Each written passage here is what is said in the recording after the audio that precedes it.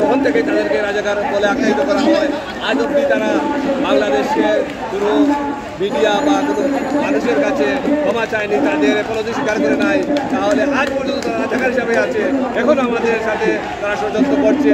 বিএনপির কাজে তারা অপরাধ করে সেই অপরাধের আর কিন্তু বিএনপির উপরে চাপিয়ে দিচ্ছে, ছাত্রদলের উপরে চাপিয়ে দিচ্ছে।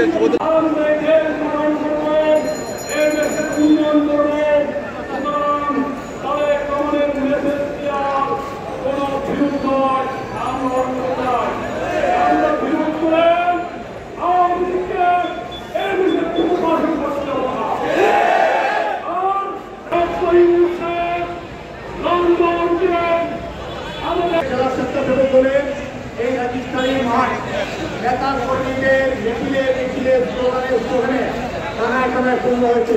আমাদের প্রধান অতিথি ঢাকা থেকে এসেছেন, ঢাকা বিশ্ববিদ্যালয় থেকে বেরোতে আমরা সাথে নেতৃত্ব স্বেচ্ছাসেবক